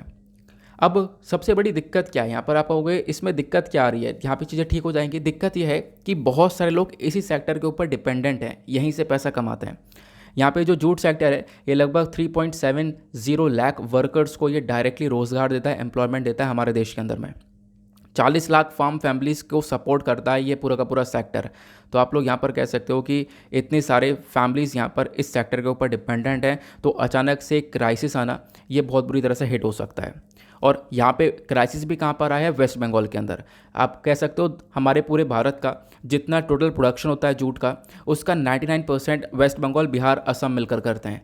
तो ऐसी जगह पर आया जहाँ पे जूट का सबसे ज़्यादा प्रोडक्शन होता है, वहीं पर एक क्राइसिस आया जहाँ पे सबसे ज़्यादा लोग डिपेंडेंट हैं। फिर उसके बाद यहाँ पे हमारी भारत सरकार काफ़ी सारे इनिशिएटिव लेकर चलती है जूट सेक्टर को लेकर। सबसे पहला इनिशिएटिव है जूट पैकेजिंग मटेरियल एक्ट 1987। तो ये जो एक्ट है ये यहाँ पर फोकस करता है कि जो सरकार है वो बहुत सारे यहाँ पर जूट खरीदेगी इन फार्मर्स और फार्म फैमिली से। ठीक है, यहाँ पर आप देख पाओगे होता क्या है, ये एक्ट ये बोलता है कि सरकार को जो अनाज वगैरह पैक करना है वो जूट के अंदर पैक करना है। जूट के जो बोरे होते हैं आपको पता होगा, उसके अंदर वो अनाज वगैरह पैक करना है। 100% जो अनाज है वो जूट के अंदर पैक करना है, और जो चीनी वगैरह होती है वो 30% के आसपास वो यहाँ पे इन्हीं बोरों के अंदर पैक करनी है। ठीक है, तो इसकी वजह से यहाँ पर सरकार को इसकी आवश्यकता पड़ जाती है, तो सरकार यहाँ पे काफ़ी सारा जूट परचेज करती है। फिर उसके बाद यहाँ पर आपको एक कॉन्सेप्ट देखने को मिलेगा जूट स्मार्ट का। ये बेसिकली ई गवर्नमेंट इनिशिएटिव है जिसको लॉन्च किया गया था दिसंबर 2016 में, ताकि हम लोग जूट सेक्टर के अंदर ट्रांसपेरेंसी को मेंटेन कर सके। तो ये कुछ इनिशिएटिव्स चलाए गए हैं सरकार के थ्रू, ताकि जूट सेक्टर को वापस से उठाया जाए। अब जूट के बारे में जान लो, क्योंकि जीएस पेपर 1 के पॉइंट ऑफ व्यू से इंपॉर्टेंट है। आपसे डायरेक्टली पूछ लिया जाएगा इसके बारे में कुछ इन्फॉर्मेशन। जैसे मान लो मैं आपको कुछ बेसिक से इन्फॉर्मेशन देता हूँ। अगर आपको जूट की फसल उगानी है तो आपने लगाया, अब इसके लिए क्या क्या रिक्वायरमेंट होती है। पहली बात, यहाँ पे जो टेम्परेचर होना चाहिए वो 25 से 35 डिग्री के सेल्सियस के आसपास होना चाहिए, और जो बारिश है वो 150 से 250 सेंटीमीटर के बीच में, और जो मिट्टी होनी चाहिए वो एलुवियल सॉइल होनी चाहिए। और प्रोडक्शन के बारे में बात करें तो इंडिया भी एक लार्जेस्ट प्रोड्यूसर है जूट का। इंडिया के बाद में बांग्लादेश और चाइना आपको देखने को मिल जाएगा। देन उसके बाद यहाँ पे आप देख पाओगे बांग्लादेश के अंदर भी काफ़ी सारा व्यापार होता है। इंडिया बहुत सारे जूट को एक्सपोर्ट करता है इन कंट्रीज़ के अंदर में। और अगर हम लोग भारत के अंदर स्टेट्स के बारे में चर्चा करें कहाँ कहाँ पर जूट का प्रोडक्शन सबसे ज़्यादा होता है, तो वेस्ट बंगाल, बिहार, उड़ीसा, असम, आंध्र प्रदेश, मेघालय और त्रिपुरा आपको देखने को मिल जाएगा। जूट के यूजेस अपने आप में बहुत सारी जगह पर किए जाते हैं। जूट को हम लोग गोल्डन फाइबर के नाम से जानते हैं, आपको पता होगा। साथ ही साथ जूट से गनी बैग्स बनाए जाते हैं। प्लस यहाँ पर आप देख पाओगे, मैंने आपको बताया बोरे का यूज़ हो रहा है, मैट के अंदर यूज़ किया जा रहा है, कारपेट्स बनाए जा रहे हैं। उसके बाद जो रस्सियाँ होती है वो बनाई जाती हैं, और भी बहुत सारे सामान इस जूट से बनाए जाते हैं। तो ये सारी चीज़ें आप लोगों को इस पर्टिकुलर आर्टिकल के रिगार्डिंग ध्यान रखनी है। आने वाले टाइम पर ये इसके बारे में और काफ़ी चर्चा होने वाली है। क्लियर हुआ? चलो आगे बढ़ते हैं। फिर उसके बाद आप देख पाओगे कुछ आर्टिकल हैं जो कि दुनियादारी से रिलेटेड हैं। श्रीलंका के बारे में चर्चा की गई है। कल ही मैंने आपको पढ़ाया कि श्रीलंका के अंदर हालात इतने बुरे हो चुके हैं, इतने बदतर हो चुके हैं कि श्रीलंका के जो फॉर्मर प्राइम मिनिस्टर थे गोतबाया राजपक्सा, ठीक है, इनके घर को आग लगा दी गई है। इकॉनमी वगैरह पूरी तरह से कोलैप्स हो चुकी है। जो लोग हैं वो आपस में लड़ रहे हैं। बहुत सारे लोग सरकार के फेवर में हैं, बहुत सारे लोग सरकार के अगेंस्ट में, उनमें लड़ाई हो रही है, वायलेंस हो रहा है, इकॉनमी डाउन हो चुकी है। वो हालात आज के टाइम पर श्रीलंका में देखने को मिल रहे हैं। कंट्री बिल्कुल फेल मार रही है, ऐसा आप लोग देख पाओगे। इसके बारे में ऑलरेडी काफ़ी डिस्कशन हो ही चुका है। उसके बाद एक आर्टिकल आपको यहाँ पर ये देखने को मिलेगा, एक अपडेट निकल कर आता है कि जो अल जजीरा की जर्नलिस्ट हैं इनको मार दिया गया है इसराइल के वेस्ट बैंक के रेड के तौर पर। ठीक है, तो एक फीमेल जर्नलिस्ट हैं जिनका पिक्चर आप लोग यहाँ पर देख पा रहे होंगे। इनको गोली मार दी गई है और इल्ज़ाम लगाया जा रहा है इसराइल की सिक्योरिटी फोर्सेस के ऊपर। लेकिन इसराइल के जो पीएम है नफ्ताली बेनेट, ये इन्होंने ट्वीट किया और ट्वीट करते हुए बोला देखो अभी कोई भी चीज़ क्लियर नहीं है और यहाँ पर कुछ नहीं पता ये किसने मारा है। ये इसराइल की पुलिस की साइड से ऐसा कुछ भी नहीं हुआ है, इसराइल की सिक्योरिटी फोर्सेस की साइड से नहीं हुआ है। ये ऐसा भी तो हो सकता है पैलेस्टीनियंस की साइड से हुआ हो, है ना। तो ये यहाँ पर इन्फॉर्मेशन आ रही है। तो एक वर्ल्ड सेक्शन का आर्टिकल है। ऑब्वियसली यहाँ पर एग्जामिनेशन में नहीं पूछा जाने वाला है, बस खाली यहाँ पर एक अपडेट है। इसके बारे में आने वाले टाइम पर कवरेज मिल सकता है। इसी वजह से आपको यहाँ पर एक बेसिक सा मुद्दा पता होना चाहिए, जो कि आप लोगों को मैंने क्लियर करवा दिया है। बाकी आपको पता होगा इसराइल और पैलेस्टीन दोनों आपस में काफ़ी बुरी तरह से लड़ते हैं। बहुत लंबे समय से इनका एक विवाद देखने को मिल जाएगा। थोड़ा सा मैं आप लोगों को मैप दिखाता हूँ ताकि आप इसके बारे में थोड़ा अलग से एग्जामिनेशन के पॉइंट ऑफ व्यू से पढ़ सको। तो इंडिया के कंपैरिजन में इसराइल कहाँ पर है, आपको यहाँ पर देखने को मिल जाएगा हमारा महान भारत, और इंडिया के कंपैरिजन में इसराइल यहाँ पर आपको देखने को मिलेगा। अगर हम लोग इसराइल के मैप को जूम करें तो ये है इसराइल, और पैलेस्टीन क्या है तो वेस्ट बंगाल और गाज़ा पट्टी। ये जो गाज़ा पट्टी है स्ट्रिप और ये वेस्ट बंगाल, ये वेस्ट बैंक, इन दोनों को मिलाकर यहाँ पर ये पूरा का पूरा पैलेस्टीन बनता है। इन दोनों के बीच में ये काफ़ी सारे विवाद रहते हैं। अब यहाँ पर आप देख पाओगे वेस्ट बैंक के अंदर ही क्या होता है, ये पूरा का पूरा इंसिडेंट होता है। इसराइल की सिक्योरिटी फोर्सेस यहाँ पर रेड मार रही होती हैं और उसी बीच में यहाँ पर जर्नलिस्ट की डेथ हो जाती है, जर्नलिस्ट को गोली लग जाती है। अब वो गोली कहाँ से लगी है कुछ नहीं पता, क्योंकि आपको पता है इसराइल और पैलेस्टीन दोनों के बीच में आपस में लड़ाइयाँ बहुत लंबे समय पहले से चल रही हैं। काफ़ी सारी वॉर्स वगैरह भी बीच में हो चुकी हैं। 6 डे वॉर के बारे में आपने सुना होगा, पिछले साल 11 दिन तक वॉर चली थी। तो इस प्रकार से काफ़ी सारे डिस्प्यूट्स रहे हैं। ऐसा क्यों? क्योंकि इसराइल यहाँ पे एक समय पे पूरी तरह से था ही नहीं, ये पूरा का पूरा पैलेस्टीन हुआ करता था। इसराइल ने यहाँ पर कब्जा करके पूरी तरह से यहाँ पर इसराइल को बसाया है, और आज के टाइम पर आप देख पाओगे पैलेस्टीन ज़रा सा बचा है। ये छोटे छोटे सेटलमेंट्स यहाँ पर बचे हुए हैं इसराइल पैलेस्टीन के बस। तो ये सिचुएशन आज के टाइम पर आ चुकी है। इसी को लेकर काफ़ी डिस्प्यूट्स देखने को मिलते हैं। तो थोड़ा सा लोकेशन ध्यान रखना, लोकेशन बहुत इंपॉर्टेंट है, क्योंकि लोकेशन वाइज अगर हम लोग चर्चा करें तो इसराइल और सीरिया के बीच में उधर ऊपर गोलन हाइट्स आपको देखने को मिलता है। गोलन हाइट वैसे तो यहाँ पर सीरिया का है, लेकिन 1967 में इसराइल ने इसको कैप्चर कर लिया था, इसको भी कब्जा लिया था। ठीक है, ये आप लोग देख पाओगे। तो होता क्या है, गोलन हाइट को लेकर यूपीएससी क्वेश्चन पूछ लेता है। ठीक है, यहाँ पे क्वेश्चन पूछा गया, मेडिटेरियन सी को लेकर यूपीएससी ने क्वेश्चन पूछा है, तो इसी वजह से मैं आपको लोकेशन दिखा रहा हूँ, लोकेशन ध्यान रखना। तो इसराइल वेस्ट बैंक काफ़ी चर्चा में, इसके बारे में ध्यान रख सकते हो। बाकी यहाँ पर एक सबसे बड़ा शहर आपको इसराइल का तेल अवीव भी देखने को मिलेगा, ये भी यहाँ पर मैंशनड देखने को मिल जाता है। क्लियर हुआ? आगे चलते हैं अगले आर्टिकल पर। नाउ पहले तो हम लोग आज अपने एडिटोरियल को कवर कर लेते हैं। ठीक है, क्योंकि एडिटोरियल आज काफ़ी इंपॉर्टेंट है। पहले हम लोग एडिटोरियल को देखेंगे, फिर उसके बाद हम लोग यहाँ पर अपने कुछ एक आध और इंपॉर्टेंट न्यूज़ रह गई हैं छोटी छोटी, उनको कवर करेंगे। ठीक है, पहले एडिटोरियल के ऊपर फोकस कर लेते हैं। आज हमारे पास 4 एडिटोरियल हैं डिस्कस करने के लिए। सबसे पहला एडिटोरियल ये देखने को मिलेगा, ये है आज का आर्टिकल ऑफ द डे। बहुत सारी इंपॉर्टेंट इन्फॉर्मेशन है यहाँ पर। एबॉर्शन को लेकर चर्चा की गई है, जिसके बेसिस पर आप लोगों ने आज का थंबनेल भी देखा होगा। प्रेगनेंसी के बारे में चर्चा की गई है, लेकिन हुआ क्या है, इंडिया के अंदर अबॉर्शन को लेकर क्या क्या लॉज आपको देखने को मिल जाएंगे, उनमें क्या क्या कमी है, खासकर जो हमारे पास MTP एक्ट है, यानी कि medical termination of pregnancy act, उसके अंदर क्या क्या कमियां देखने को मिल जाती हैं, वो बातें यहाँ पर मेंशन की गई हैं। फिर उसके बाद में यहाँ पर आपको मैं बताने वाला हूँ एक और इशू, वो है रो वर्सेस वेड का। इसका मतलब क्या समझते हैं। देखो, ऑथर ने क्यों लिखा, मतलब ये एडिटोरियल क्यों लिखे जाते हैं, वो एडिटोरियल यहाँ पर उसी टॉपिक के ऊपर लिखे जा रहे हैं जो कि चर्चा में है। रशिया यूक्रेन के ऊपर काफ़ी सारे एडिटोरियल पब्लिश हो रहे हैं। ठीक है, कोरोना के ऊपर एडिटोरियल पब्लिश हो रहा है, ऊपर कोरोना को लेकर एडिटोरियल लिखा गया है। उसके बाद में अगले पेपर पर रशिया यूक्रेन के वॉर को लेकर आर्टिकल लिखा गया है। ठीक है, ये जो कि हम लोग काफ़ी बार पढ़ चुके हैं। तो आप लोग खुद भी यहाँ पर देख पाओगे, जो टॉपिक्स चर्चा में उसी को लेकर एडिटोरियल लिखे जाते हैं। यहाँ पर ये जो ऑथर हैं, ये एडिटोरियल क्यों लिखती है, क्योंकि एबॉर्शन लॉस के बारे में दुनिया भर में चर्चा हो रही है। इनफैक्ट यूएस के अंदर बहुत बड़े दंगे हो रहे हैं, यूएस के अंदर प्रोटेस्ट हो रहा है एबॉर्शन लॉस को लेकर। यूएस का एक बहुत पुराना केस है, 1973 का केस है, रो वर्सेस वेड का। ठीक है, तो उसी रो वर्सेस वेड के केस को देखते हुए इन्होंने यहाँ पर इस पूरे आर्टिकल को लिखा। हालांकि उस केस के बारे में मेंशन नहीं किया, लेकिन उस केस के बारे में भी जानना आपके लिए इंपॉर्टेंट है, आप कहीं पर भी उसके बारे में कोट कर सकते हो।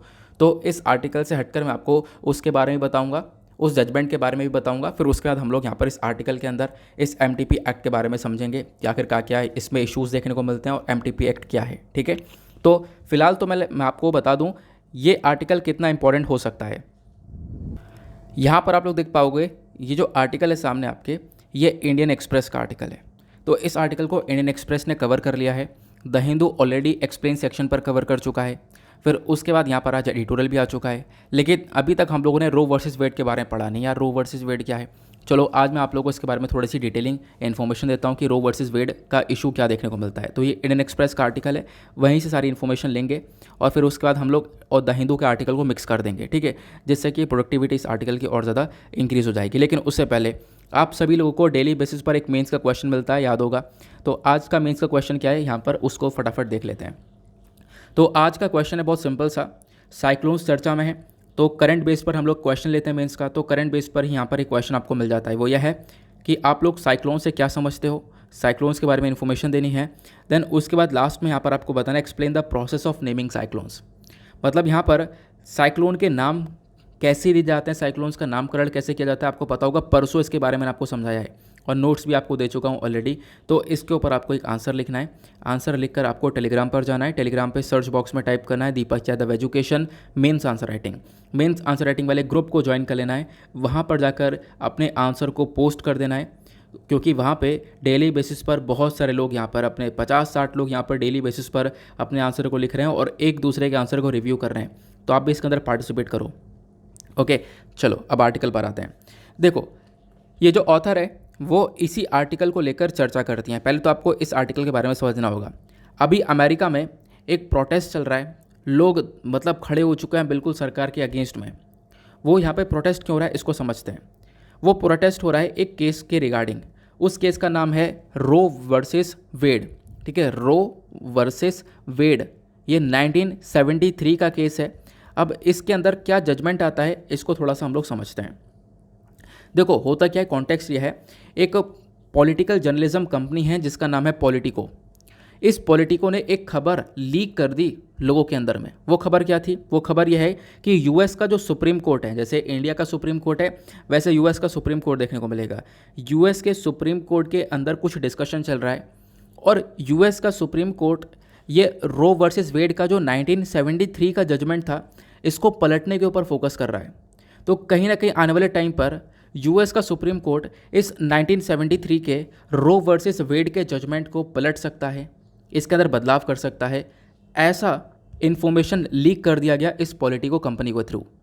अब जैसी ये इन्फॉर्मेशन लीक होती है पूरे यूएस के अंदर बवाल मच जाता है। लोग यहाँ पर आ जाते हैं सुप्रीम कोर्ट के सामने प्रोटेस्ट करने के लिए कि बिल्कुल गलत है, ऐसा हम होने नहीं देंगे। आखिरकार ये जजमेंट था क्या? तो ये जो 1973 का जजमेंट था वो यहाँ पर बोलता है कि अबॉर्शन एक कॉन्स्टिट्यूशनल राइट है, यानी कि हर एक व्यक्ति अबॉर्शन करवा सकता है। कोई भी आप महिला प्रेग्नेंट है तो उसको अगर अबॉर्शन करवाना है तो उसका वो हक है, एक संवैधानिक हक है, अबॉर्शन करवा ले। तो अब यहाँ पर मैंने जैसा बताया कि यूएस का सुप्रीम कोर्ट फोकस कर रहा है इसके अंदर बदलाव करने की, तो बदलाव करने की या फिर इसको पूरा पलटने की। तो मतलब जो अबॉर्शन है वो यहाँ पर उसके ऊपर काफ़ी सारी रोक लग जाएंगी। हर एक व्यक्ति यहाँ पर अबॉर्शन नहीं करवा पाएगा, उसके ऊपर काफ़ी सारी रोक लगाने के ऊपर फोकस किया जा रहा है, अबॉर्शन को बैन करने के ऊपर फोकस किया जा रहा है यूएस के सुप्रीम कोर्ट के थ्रू। इसी चक्कर में लोग प्रोटेस्ट कर रहे हैं। लोगों का कहना यह है भाई जो अबॉर्शन है हमारा हक है, ठीक है, ये एक तरीके से हमारे ऊपर होना चाहिए। जो बच्चा पालना है वेमेन को पालना है, अबॉर्शन करवाना है वेमेन को करवाना है, तो ये तो वेमेन की चॉइसेस होनी चाहिए, है ना। तो यहाँ पर इसी चक्कर में लोग यहाँ पर प्रोटेस्ट करने लगे। आई होप आप लोग यहाँ पर इसको समझ गए होंगे। तो लोग कहना यहाँ पर यह है कि जैसा था वैसा ही रहने दो, इसको यहाँ पर पलटने की आवश्यकता नहीं है। अब इसके अंदर थोड़ा सा हम लोग डिटेल में चलते हैं, कुछ और इम्पोर्टेंट इन्फॉर्मेशन है। होता क्या है, 1973 में 1973 में एक लैंडमार्क जजमेंट आता है यूएस के सुप्रीम कोर्ट का और ये बोलता है कि भाई अबॉर्शन करवाना एक कॉन्स्टिट्यूशनल राइट है, आपको अबॉर्शन करवाना है तो आप लोग करवा सकते हो। और इसके साथ साथ एक काम और करता है, उस समय पर यह भी किया गया कि अबॉर्शन को बैन करने वाले जो इलीगल, मतलब अबॉर्शन को इलीगल कहने वाले या फिर मतलब जो भी बैन करने वाले लॉज वगैरह थे उन सबको यूएस का सुप्रीम कोर्ट स्टक डाउन कर देता है, उन सबको हटा देता है। तो मतलब अबॉर्शन करवाना अलाउ कर दिया गया उस समय पर, ये यहाँ पर मेंशन किया गया। अबॉर्शन करवा सकते हैं लगभग, अगर यहाँ पर एक महिला है जिसके वॉम में यहाँ पर बच्चा जन्म ले रहा है, वो 7 महीने हो चुके हैं, तो तब तक वो अबॉर्शन करवा सकती है। इस प्रकार से सारे लॉज लेकर आएगा यूएस के अंदर में। अब इसी को लेकर डिबेट छिड़ गई। अब यहाँ पर क्या बोला जा रहा है, एक कंट्रोवर्सी ये छिड़ चुकी है कि बहुत सारे जो लोग हैं वो फेवर में हैं, बहुत सारे लोग यहाँ पे अगेंस्ट में देखने को मिल जाएंगे। यहाँ पे बोला ये गया, डिबेट ये उठ रही है कि भाई जब हम लोग बात करते हैं वेस्टर्न कंट्रीज़ की, ज़्यादातर वेस्टर्न कंट्रीज़ में आप देख पाओगे डिबेट इस बात की ये यहाँ पर छिड़ी हुई है, वो है प्रो चॉइस और प्रो लाइफ मूवमेंट की। प्रो चॉइस की बात करें तो यहाँ पर ये जोर देता है कि भाई ये तो वेमेन की चॉइस है ना, अगर एक विमेन प्रेग्नेंट है तो वो तो विमेन के ऊपर होना चाहिए कि वो विमेन उसको अबॉर्ट करवाए या ना करवाए या फिर उस बच्चे को पाले, तो विमेन के ऊपर छोड़ देना चाहिए। सरकार को ऐसे कुछ नहीं थोपना चाहिए कि या फिर कि जो अबॉर्शन इसको बैन कर दिया जाएगा, कोई अबॉर्शन नहीं करवा सकता, या अबॉर्शन एक कॉन्स्टिट्यूशनल राइट है, तो इस प्रकार से कोई स्टेप नहीं उठाने चाहिए, ठीक है। तो एक प्रो चॉइस यहाँ पे होनी चाहिए। तो बेसिकली कहने का पर्पज़ यह है कि यहाँ पे आप देख पाओगे कि विमेन के पास एक हक हो कि वो विमेन अपने आप डिसाइड कर पाए। फिर उसके बाद में यहाँ पर कुछ इसके अगेंस्ट में देखने को मिल जाएंगे प्रो लाइफ चॉइस करके। यहाँ पर इसका मतलब यह है कि यहाँ पे बहुत सारे लोगों का आर्ग्यू करना है कि भाई जो फीटस है, जो यहाँ पर बच्चा जन्म ले रहा है वेमेन के वॉम के अंदर में, ठीक है, तो उसको एक लीगल प्रोटेक्शन मिलनी चाहिए, ठीक है, उस बच्चों को अबॉर्ट नहीं करना चाहिए। तो इस प्रकार से आपको काफ़ी सारे लोग देखने को मिल जाएंगे। तो मतलब एक अबॉर्शन के एक तरीके से आप कह सकते हो कि अबॉर्शन होना चाहिए उसके फेवर में, एक अबॉर्शन नहीं होना चाहिए वहाँ पर देखने को मिल जाएंगे। तो 2 पॉइंट ऑफ व्यू वाले लोग देखने को मिल जाएंगे, ठीक है। तो इस प्रकार से डिबेट छिड़ रही है। अब इस डिबेट के बाद में प्रेजेंट केस क्या देखने को मिलता है, मतलब आज के टाइम पर क्या सिनेरियो क्रिएट हो रहा है। देखो आज के टाइम पर इतना बवाल होना क्यों शुरू हुआ, तो शुरू इसलिए हुआ क्योंकि सबसे पहले यहाँ पर मिसिसिपी जो कि यहाँ पर एक जगह आपको देखने को मिलती है, इसकी तरफ से कुछ काम किया गया। मिसिसिपी यहाँ पर एबॉर्शन को लेकर कुछ लॉ लेकर आया, ठीक है। देखो अभी तक तो मामला बिल्कुल शांत चल रहा था। होता क्या है, साल 2008 में जो स्टेट ऑफ मिसिसिपी है ये अपने यहाँ पर एबॉर्शन को बैन कर देता है। बोलता है कि भाई यहाँ पर अगर बेबी यहाँ पर पेट के अंदर पल रहा है, 15 हफ्ते हो चुके हैं, तो 15 सप्ताह के अंदर अंदर एबॉर्शन करवाना चाहो तो करवा सकते हो, लेकिन 15 सप्ताह के बाद एबॉर्शन को बैन कर दिया जाएगा, ठीक है। तो एबॉर्शन को बैन करने का लॉ लेकर आया मिसिसिपी। और उसके बाद आप लोग देख पाओगे उसी के बाद यहाँ पर ये यूएस का जो सुप्रीम कोर्ट है वो भी ये फोकस कर रहा है कि भाई बिल्कुल अबॉर्शन को लेकर एक बैन होना चाहिए। अब मिसिसिपी ने ये काम 2018 में किया और फिर उसके अगले साल ही 2019 में एक और अपडेट लेकर आ गया। 2019 में उसने बोला कि भाई जो यहाँ पर हार्ट बीट अबॉर्शन है ये हम लोग लॉ पास करेंगे, और मिसिसिपी ने काम किया भी। इसका मतलब यह है कि अगर मान लो कोई महिला जाती है अबॉर्शन करवाने के लिए और वो डॉक्टर यहाँ पर देखता है और ये देखता है कि वो जो बेबी वॉम्ब के अंदर डेवलप हो रहा है, बन रहा है, अगर उसकी कार्डिक एक्टिविटी वर्किंग में, यानी कि उसकी हार्ट बीट चल रही है, हार्ट बीट मतलब डिटेक्ट हो पा रही है, क्या थोड़ी बहुत भी डिटेक्ट अगर हो रही है, तो वो अबॉर्शन नहीं होगा। वहाँ पे इस प्रकार से बैन लगा दिया गया मिसिसिपी में साल 2019 में।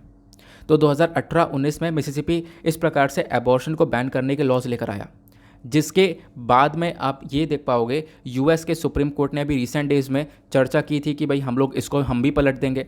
लेकिन ये जो इन्फॉर्मेशन है ये देर से आनी थी, लेकिन पहले लीक हो गई, जिसकी वजह से यहाँ पर एक कंट्रोवर्सी अमेरिका के अंदर आज के टाइम पर हो रही है। आई होप आप लोगों ने यहाँ पर ये सारी बातें बहुत अच्छे से क्लियर कर ली हैं। अब आते हैं कुछ इंपॉर्टेंट पॉइंट्स के ऊपर कि ये जो अबॉर्शन को लेकर जो कानून है वो भारत के अंदर क्या क्या है। देखो, अगर हम लोग इंडियन पिनल कोड के अकॉर्डिंग बात करें, इंडियन पिनल कोड जो कि 1860 में लेकर आया गया था, इसने तो अबॉर्शन को सीधा सीधा एक क्रिमिनल ऑफेंस बोल दिया है कि भाई यहाँ पर ये सीधा सीधा एक अपराध, एक क्राइम है अगर यहाँ पे अबॉर्शन करवाते हो। तो ये बात डायरेक्टली आईपीसी के सेक्शन 312 के अंदर आपको देखने को मिल जाएगी। लेकिन उसके बाद में होता क्या है, medical termination of pregnancy act को लेकर आया जाता है, मतलब अबॉर्शन को लेकर कुछ लॉज लेकर आए जाते हैं, क्योंकि उससे पहले अबॉर्शन करवाना क्राइम था, लेकिन बाद में यहाँ पर अबॉर्शन कराने को लेकर कानून लेकर आया गया। एक एक्ट आता है, नाम ध्यान रखना बहुत इंपॉर्टेंट है, medical termination of pregnancy act 1971। अब ये 1971 का एक्ट है, तब से लगातार चल रहा होता है, लेकिन पिछले साल 2021 के अंदर इसके अंदर भी अमेंडमेंट कर दिया जाता है, चेंजेस कर दिए जाते हैं। अब वो चेंजेस क्या होते हैं, प्लस ये 1971 में क्या था उसको थोड़ा सा समझते हैं, वो जो कि बातें यहाँ पर ऑथर के थ्रू बताई गई हैं। क्लियर हुआ? तो पहली बात यहाँ पे मैं आपको लेकर चलता हूँ उस वाले पॉइंट की तरफ। तो यहाँ पर आप देख पाओगे कि जो 2021 है, साल 2021 में medical termination of pregnancy act के अंदर अमेंडमेंट कर दिया जाता है, इसके अंदर चेंजेस कर दिए जाते हैं, संशोधन कर दिया जाता है। वो बदलाव क्या होते हैं आपको समझना होगा। देखो, मैंने आपको बताया कि जो एमटीपी एक्ट है, इसको मैं एमटीपी बोलूँगा, ये 1971 में लेकर आया गया और 2021 में अमेंडमेंट हुआ। 1971 में ये एक्ट क्या बोलता था कि भाई आप एबॉर्शन करवाना चाहते हो तो एबॉर्शन करवा सकते हो, लेकिन सिर्फ और सिर्फ 20 सप्ताह के अंदर अंदर प्रेगनेंसी स्टार्ट हुई, उसके 20 सप्ताह के अंदर अंदर यहाँ पे एबॉर्शन करवाना है तो आप करवा सकते हो। ये यहाँ पर मेंशन किया गया। अब मैंने आपको बताया 2021 के अंदर इसके अंदर बदलाव कर दिया गया। बदलाव क्या किया गया, इसी टाइम पीरियड को 20 सप्ताह से बढ़ाकर 24 सप्ताह कर दिया गया। लेकिन ये जो 24 सप्ताह किया गया है ये सभी के लिए नहीं है, कुछ स्पेसिफिक, कुछ कंडीशनल बेसिस पर यहाँ पे 24 सप्ताह किया गया है। कुछ कैटेगरीज ऑफ विमेन के लिए 24 सप्ताह किया गया है। वो कौन कौन सी कैटेगरी है, वो यहाँ पे बोला गया कि मान लो कोई विमेन है जिसके साथ में यहाँ पर रेप हुआ है, ठीक है, या फिर कुछ और प्रॉब्लम्स यहाँ पे सफ़र करी उस विमेन ने, तो उस कैटेगरी के अंदर में क्या होगा, उसको 24 सप्ताह का टाइम मिल जाएगा, थोड़ा सा ज़्यादा टाइम मिल जाएगा इसको अबॉर्ट करवाने के लिए। क्लियर हुआ? तो ये इन्फॉर्मेशन देखने को मिल जाएगी। या फिर कोई विडो है, ठीक है, कोई विधवा है, ठीक है, कोई विधवा हो चुकी है, या फिर कोई किसी का डिवोर्स हो चुका है, तो उनको यहाँ पे थोड़ा सा एक्स्ट्रा टाइम मिल जाएगा, 24 सप्ताह तक मिल जाएगा। क्लियर हुआ? तो 24 सप्ताह तक वो अबॉर्ट करवा सकती हैं। तो बस ये चेंजेस हुए थे। 1971 में 20 सप्ताह का टाइम मिलता था, 20 सप्ताह के अंदर अंदर अबॉर्ट करवा सकते हो, और उसके बाद 2021 में जो चेंजेस हुए वहाँ पर टाइम पीरियड बढ़ा दिया गया, 24 सप्ताह कर दिया गया। और अब एक और चीज़ आती है, वो ये आती है कि भाई यहाँ पर कुछ कंडीशन आती है जहाँ पर जो विमेन है वो मेंटली इल है, ठीक है, उस कंडीशन में भी यहाँ पर एबॉर्शन का जो टाइम पीरियड है वो बढ़ा दिया गया। या फिर एक कंडीशन ये भी आती है कि जो बच्चा है वो डिसेबल होता है, ठीक है, इनफैक्ट यहाँ पर आप कह सकते हो बच्चा जब डेवलप हो रहा है वॉर्म के अंदर में तो डिसेबल होता है। अब उस डिसेबल बच्चे के लिए कोई लिमिट नहीं है, ध्यान रखना, मतलब उसका जो एबॉर्शन है वो कभी भी करवाया जा सकता है, कभी भी, तो उसके लिए कोई लिमिट नहीं है। लेकिन उसके लिए यहाँ पर पूरी मीटिंग वगैरह बैठती है, मेडिकल बोर्ड बैठता है, उसके लिए कुछ प्रोसेस होता है, आगे मैं आपको बताऊँगा। क्लियर हुआ? फिलहाल यहाँ पर जो विमेन कोई मतलब कि एक तरीके से इमरजेंसी सिचुएशन में कोई डिजास्टर वगैरह आया हुआ है तब भी यहाँ पर एबॉर्शन वगैरह करवा सकती है, उस केस में भी यहाँ पर टाइम पीरियड को बढ़ा दिया गया, तो आप लोग को ध्यान रखना है। तो आप लोगों ने इसको समझ लिया। बाकी एक चीज़ और बताया गया कि देखो, जब भी यहाँ पर एबॉर्शन करवाया जाएगा, अगर 24 सप्ताह के अंदर करवाया जा रहा है, ठीक है, लेकिन यहाँ पर इसके लिए एक स्टेट मेडिकल बोर्ड भी है। स्टेट मेडिकल बोर्ड को सेटअप किया जाएगा अगर जो प्रेगनेंसी है वो 24 सप्ताह के बाद में यहाँ पर सेटअप करवाई जाती है फीटल मेलफॉर्मेशन की कंडीशन में। वही जो कि मैंने आपको बताया कि अगर बच्चा डिसेबल है, ठीक है, तो वो उसका एबॉर्शन कभी भी करवाया जा सकता है, लेकिन उसके लिए यहाँ पर पूरा का पूरा मेडिकल बोर्ड बैठता है, फिर उसके बाद वो पूरी की पूरी यहाँ पर केस को देखा जाता है, देन उसके बाद में यहाँ पर उस डिसेबल बच्चे का एबॉर्शन होता है। क्लियर हो चुका है।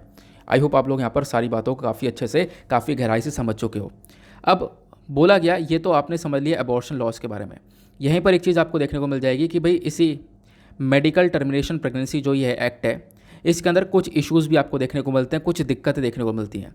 सबसे पहली दिक्कत यहाँ पर यह है कि यहाँ पे ये सारी चीज़ें लाकर आपने वेमेन की तरफ तो फिर भी कुछ नहीं छोड़ा, ठीक है। आप एबॉर्शन का टाइम पीरियड आपने इंक्रीज़ कर दिया, लेकिन उसके बाद भी यहाँ पर आपने फंडामेंटल जो चीज़ें हैं वो यहाँ पर नहीं है। फंडामेंटल कमियाँ अभी भी आपको देखने को मिल जाएगी। कमी क्या है कि भाई यहाँ पर जो वेमेन है उसको एक बेसिक राइट तो मिलना चाहिए था, उसको राइट टू टर्मिनेट का यहाँ पे एक राइट मिलना चाहिए था कि वो अपने प्रेगनेंसी को टर्मिनेट करवा सके, क्योंकि एट द लास्ट उसी वेमेन को अपने बच्चे को पालना है। तो उसके ऊपर यहाँ पर अभी भी डिसीजन लेने की कोई भी पावर नहीं देखने को मिल पाएगी, है ना। तो ये यहाँ पर सबसे पहला इशू बताया गया। दूसरा इशू यहाँ पर बताया गया, इस एक्ट के अंदर में यहाँ पर अगर एबॉर्शन करवाना है तो कौन से डॉक्टर के थ्रू करवाना है, जो कि स्पेशलिस्ट हो गायनेकोलॉजी के अंदर, ऑब्स्टेटिक्स के अंदर। तो इन्हीं डॉक्टर्स का हम लोग यूज़ कर सकते हैं एबॉर्शन करवाने के लिए। लेकिन हमारे कंट्री में जो 75% का शॉर्टेज है डॉक्टर्स के अंदर में, वो यहाँ पर इन्हीं डॉक्टर्स का देखने को मिलेगा। इस प्रकार के डॉक्टर का 75% का शॉर्टेज देखने को मिल जाता है, जिसकी वजह से एबॉर्शंस सेफली नहीं हो पाएंगे। तो ये यहाँ पर एक सबसे बड़ा कंसर्न उठ सकता है। तो ये कुछ प्रॉब्लम्स है हमारे मेडिकल टर्मिनेशन प्रेगनेंसीज एक्ट के अंदर में। आई होप आप लोग यहाँ पर इसको अच्छे से समझ चुके हो। लेकिन एट द लास्ट यहाँ पर देखो, होना ये चाहिए कि वेमेन के पास भी राइट होना चाहिए, राइट टू डिसाइड का राइट होना चाहिए कि क्योंकि एट द लास्ट यहाँ पर वेमेन को उस बच्चे को पालना है, तो वेमेन के पास में वो हक होना चाहिए कि वो टर्मिनेट करवाए या फिर यहाँ पर उसको वो पालना है। क्लियर हो गया।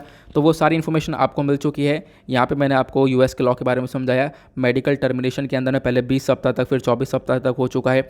मेडिकल टर्मिनेशन एक्ट 1971 और फिर 2021 के अंदर क्या अमेंडमेंट होता है, वो सारी बातें आपको यहाँ पर मिल चुकी हैं। आगे चलते हैं नेक्स्ट पर्टिकुलर एडिटोरियल की तरफ।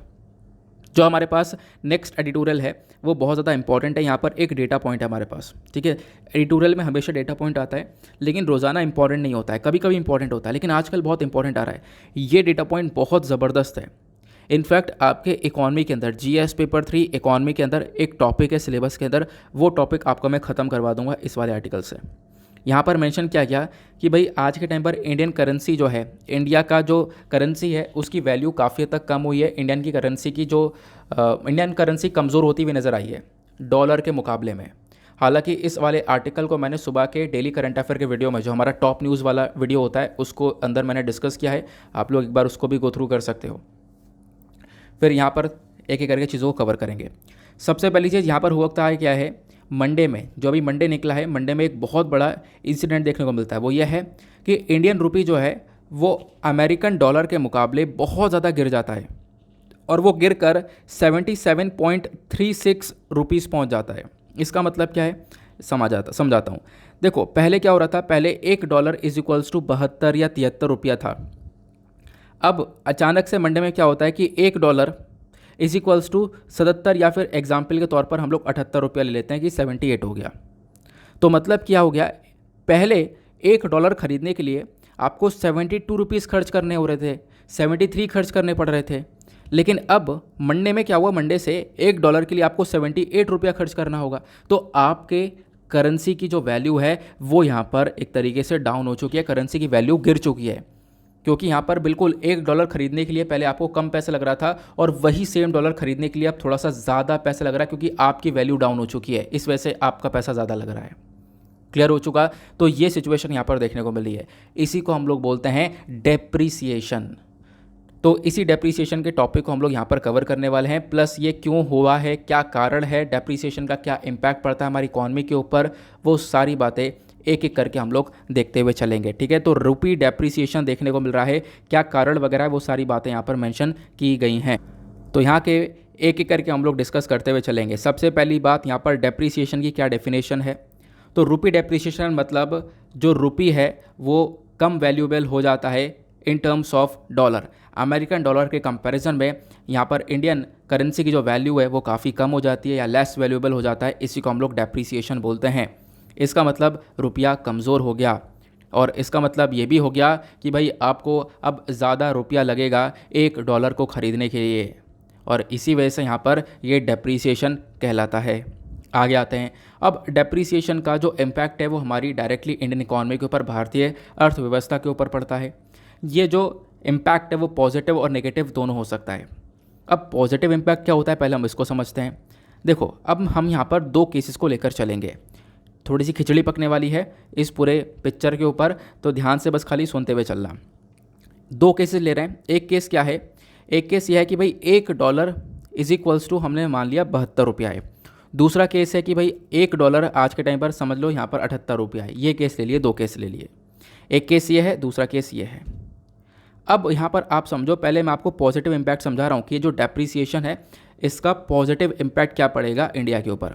इंडिया के अंदर से एक्सपोर्ट बढ़ेगा भाई, एक्सपोर्ट इंक्रीज़ हो जाएगा। आप कहोगे एक्सपोर्ट क्यों इंक्रीज़ होगा, तो थोड़ा सा समझो इसको कि पहले ये वाला कंडीशन लेते हैं। पहले वाले केस में, फर्स्ट वाले केस में एक व्यक्ति इंडिया में आ रहा था और वो $1 खर्चा करके 72 रुपये का सामान लेकर जा रहा था। अब आप देख पाओगे कंडीशन बदल गई, दूसरी कंडीशन पर आओ। अब वो व्यक्ति आया, अब $1 खर्च करके 78 रुपये का सामान लेकर गया, तो क्या हुआ? अब एक्सपोर्ट ज़्यादा होगा नहीं होगा? $1 खर्च करके वो ज़्यादा सामान ले गया नहीं ले गया? एक्सपोर्ट आपका बढ़ जाएगा। तो ये यहाँ पर इसका एक पॉजिटिव इम्पैक्ट है। अब आते हैं नेगेटिव इम्पैक्ट के ऊपर। नेगेटिव इम्पैक्ट को समझने के लिए थोड़ा सा हम लोग यहाँ पर करते हैं सफाई। एक सेकेंड रुक जाओ। हाँ, अब नेगेटिव इम्पैक्ट को समझते हैं। नेगेटिव इम्पैक्ट क्या पड़ेगा कि इंडिया का जो भैया इम्पोर्ट है, उस इम्पोर्ट के अंदर जो इन्फ्लेशन है वो बढ़ जाएगा। इसका मतलब हमारे कंट्री में भाई महंगाई बढ़ जाएगी। और एक चीज़ मैं आप लोगों को ये भी बता दूं कि जो इंडिया है वो एक सबसे बड़ा इम्पोर्टर है। हम लोग बहुत सारा सामान को इम्पोर्ट करते हैं और इसी चक्कर में हम लोग ट्रेड डेफिसिट की कैटेगरी के अंदर चलते हैं। ट्रेड डेफिसिट आपको पता ही होगा। ट्रेड डेफिसिट का मतलब यह है जो हमारा व्यापार है वो घाटे में है। हम लोग एक्सपोर्ट कम, इम्पोर्ट ज़्यादा करते हैं, तो इंडिया का इम्पोर्ट बढ़ेगा, इससे हमें नुकसान होगा। तो आप कहोगे इम्पोर्ट बढ़ेगा तो नुकसान किस चीज़ का होगा, ये समझाओ। देखो, पहले हम लोग कुछ सामान बाहर से मंगा रहे थे। अब जब पहले हम लोगों ने कोई सामान बाहर से मंगाया, अगर हमने $1 का सामान मंगाया तो उसके बदले में हम लोग 72 रुपया दे रहे थे। लेकिन अब क्या हुआ? दूसरे केस पर आओ। दूसरे केस में क्या हुआ कि बाहर से हमने फिर से $1 का ही सामान मंगाया। अब जब $1 का सामान मंगाया तो हमें 78 रुपया देना पड़ रहा है। तो हमारे देश से थोड़ा सा ज़्यादा पैसा बाहर जा रहा है। ठीक है, तो यहाँ पर इसको हम लोग देखते हैं एज अ नेगेटिव इम्पैक्ट। तो इंडिया के ऊपर ये नेगेटिव इम्पैक्ट पड़ता है। क्लियर हुआ? तो डेप्रीसिएशन का क्या पॉजिटिव और क्या नेगेटिव इम्पैक्ट हो सकता है। आई होप आप लोग यहाँ पर इसको बहुत अच्छे से समझ चुके होंगे। आगे आते हैं। अब देखो, डेप्रीसिएशन के अलावा यहाँ पर एक और कॉन्सेप्ट आता है एप्रिसिएशन का। तो एप्रिसिएशन और डेप्रीसिएशन दोनों में यहाँ पर क्या डिफरेंस है? डेप्रीसिएशन में आपने देखा कि इंडियन करेंसी की वैल्यू डाउन हो चुकी है। एप्रिसिएशन में करेंसी की वैल्यू बढ़ जाती है। डॉलर के कंपैरिजन में हमारी वैल्यू जो है बढ़ जाएगी, मतलब हम कम पैसा खर्च करके ज़्यादा डॉलर परचेज कर सकते हैं। वो हमारा एप्रिसिएशन कहलाता है। और एप्रिसिएशन अगर होगा तो हमारा एक्सपोर्ट वगैरह ज़्यादा अच्छा हो नहीं पाएगा। क्यों? क्योंकि अब बाहर का व्यक्ति क्या करेगा, अपने $1 में हमारे पास से कम सामान लेकर जा पाएगा। मतलब वही चीज़ें पलट जाएंगी। जैसे डेप्रीसिएशन में था, उसी को अपोजिट कर दो इस एप्रिसिएशन के केस के अंदर। चलो आगे आते हैं। अब बात करते हैं जो डेप्रीसिएशन देखने को मिला है, इसके पीछे के कारण क्या क्या नज़र आते हैं। सबसे पहला कारण कि भाई हमारे कंट्री से डॉलर फटाफट निकल रहा है। उससे भी बड़ा कारण मैं आपको बता दूं कि ये जो रशिया यूक्रेन का वॉर हुआ है ना, इसकी वजह से अमेरिकन डॉलर मजबूत हो गया। क्योंकि अमेरिका ने व्यापार कट डाउन कर दिया रशिया से, सैंक्शंस लगा दिए रशिया के ऊपर, और दुनिया भर की कंट्रीज से बोल दिया आप भी व्यापार मत करो। और दुनिया भर की कंट्रीज़ मान रही हैं, इंडिया तो नहीं मान रहा, लेकिन दूसरी दुनिया भर की कंट्रीज़ यहाँ पर रशिया की बात अमेरिका की बात मान रही हैं। अब अमेरिका की बात मानने के बाद में वो अमेरिका के साथ में व्यापार कर रही हैं। अमेरिका का जो व्यापार है इस समय काफ़ी बढ़ चुका है। इसके चक्कर में उनका डॉलर ही मजबूत हो चुका है। तो पहला कारण तो यह है, जब डॉलर मजबूत हुआ तो अपने आप में यहाँ पर इंडियन करेंसी की वैल्यू डाउन हो चुकी है। दूसरा कारण यह है कि भाई हमारे कंट्री से डॉलर लगातार निकल रहा है। डॉलर निकल रहा है मतलब यह है कि देखो, बहुत सारे अमेरिकन लोगों ने या बहुत सारे यहाँ पर बाहर के लोगों ने इन्वेस्टमेंट कर रखा था हमारे कंट्री में, और सबको ये दिख रहा है कि भारत के ऊपर लगातार जोर डाला जा रहा है अमेरिका की साइड से, यूरोपियन यूनियन कंट्रीज़ की साइड्स में। लेकिन इंडिया अभी भी अपने व्यापार को नहीं रोक रहा है रशिया की साइड से। तो अमेरिका का जोर यह है कि भाई रशिया के साथ में व्यापार मत करो, यूरोपियन कंट्रीज़ बोल रही है रशिया के साथ में व्यापार मत करो, लेकिन भारत किसी की सुन नहीं रहा है। तो इन लोगों को ये लगना चालू हुआ, जो बाहर से लोग हैं जिन्होंने इन्वेस्ट किया इंडिया के अंदर में, इनको लग रहा है कि भाई भारत के ऊपर आने वाले टाइम पर सेंक्शंस लग सकते हैं, और अगर सेंक्शन लगे तो फिर यहाँ पर इससे क्या होगा, इनका पैसा डूब सकता है। तो इस चक्कर में पहले ही पैसा निकाल लो। अब इन्होंने क्या करा, मार्केट से सारा पैसा विड्रॉ करना चालू कर दिया। अब मार्केट से पैसा विड्रॉ करना चालू किया, मार्केट अनस्टेबल हो गया, ठीक है, एक इंस्टेबिलिटी वहाँ पर क्रिएट हो चुकी है, जिसकी वजह से यहाँ पर करेंसी की वैल्यू, हमारी करेंसी की वैल्यू डाउन हो चुकी है। और इसी के चक्कर में आप देख पाओगे ये महंगाई वगैरह काफ़ी बढ़ती हुई नजर आई। रशिया यूक्रेन की वॉर की वजह से जब महंगाई बढ़ी तो रिसेंट डेज़ में हमारे आरबीआई ने एक स्टेप उठा दिया, आरबीआई ने रेपो रेट को बढ़ा दिया इसी महंगाई को कंट्रोल करने के लिए। तो इसकी वजह से भी आप देख पाओगे क्या हुआ, मॉनेटरी पॉलिसी काफ़ी हद तक टाइट हो चुकी है, जिसकी वजह से यहाँ पर अगेन इंडियन करेंसी की वैल्यू डाउन हो चुकी है। क्लियर हुआ? तो ये सारे आपको कारण देखने को मिल जाएंगे। अब उसके बाद हमारी इंडियन इकॉनमी के ऊपर इम्पैक्ट क्या पड़ेगा, इसका इम्पैक्ट ये पड़ेगा कि भाई हमारी कंट्री का फॉरेक्स रिजर्व, यानी कि जो बाहर का जो मुद्रा होती है वो हम लोग यहाँ पर उसको रखते हैं, सभी कंट्री फॉरेक्स रिजर्व को रखती हैं, तो हमारा जो फॉरेक्स रिजर्व वो कम होता हुआ नजर आएगा। अब आप कहोगे ऐसा क्यों, क्योंकि अभी पहले वाले केस पर आ जाओ, पहले वाले पे मैंने क्या बताया, दुनिया भर के जो लोग हैं वो इंडिया से डॉलर्स को निकाल रहे हैं, पैसा ले जा रहे हैं, अपना विड्रॉ कर रहे हैं। तो क्या करना होगा, मार्केट को स्टेबल बनाने के लिए जो हमारे पास फॉरेक्स रिजर्व है वहीं से पैसा निकालना होगा और मार्केट में डालना होगा। तो क्या होगा, इससे फॉरेक्स रिजर्व थोड़ा सा हमारा डाउन होता हुआ नजर आएगा। क्लियर हुआ? तो ये यहाँ पर आप लोग देख पाओगे ये सारा इसका इम्पैक्ट पड़ता हुआ नजर आता है। फिर एक इम्पैक्ट ये होगा कि अगर इस प्रकार से सिचुएशन चलती रही तो इससे हमारे कंट्री में महंगाई देखने को मिल जाएगी, और महंगाई के अलग अलग प्रकार होते हैं, demand pull inflation, cost push inflation और बिल्ट इन इन्फ्लेशन। ठीक है, अभी इन्फ्लेशन के ऊपर मैं आऊँगा, इन्फ्लेशन के ऊपर एक आर्टिकल आया हुआ है, वहीं पर हम लोग इसको थोड़ा डिस्कस करेंगे। ठीक है, तो थोड़ा सा वेट कर लो। तो ये आर्टिकल आपका क्लियर हो चुका है। तो मतलब बहुत ज़बरदस्त एडिटोरियल था, ये बहुत ज़बरदस्त डेटा पॉइंट था जिसको आप लोग यहाँ पर ध्यान में रख सकते हो। बहुत सारे इंपॉर्टेंट पॉइंट्स जो कि आपके कवर हो चुके हैं। फिर उसके बाद एक आर्टिकल आपको यहाँ पर ये वाला देखने को मिल जाएगा। जैसे कि मैंने आपसे स्टार्टिंग में बोला था कि एडिटोरियल पर जब हम लोग आएंगे तब वहाँ पर मैं आपके साथ में ये डिस्कस करूँगा सेडिशन के बारे में। तो अभी क्या हुआ, सुप्रीम कोर्ट ने इस सेडिशन के ऊपर रोक लगा दी है, क्योंकि सुप्रीम कोर्ट चाहता है कि सेडिशन का जो मिसयूज़ है वो होना बंद हो जाए। तो ये सेडिशन लॉ है क्या, इसके बारे में फटाफट ओवरव्यू लेते हैं। इस आर्टिकल को आप लोग जीएस पेपर 2 से रिलेट कर पाओगे। इसका हिस्टोरिकल बैकग्राउंड या इतिहास क्या है। देखो, सेडिशन लॉ को स्टार्टिंग में 17th सेंचुरी में लेकर आया गया था, अंग्रेज़ लेकर आए थे 17th सेंचुरी में। उस समय पर अंग्रेज़ का मानना यह था कि जो सरकार है उनकी, उन सरकार के लिए जो ओपिनियन से हमेशा अच्छे ओपिनियन होने चाहिए।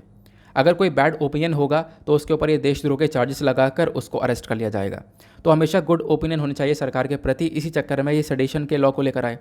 अब ये जो लॉ है इसको ओरिजिनली ड्राफ्ट किया गया 1837 में थॉमस मैकले के थ्रू। थॉमस मैकले एक ब्रिटिश हिस्टोरियन पॉलिटिशियन थे।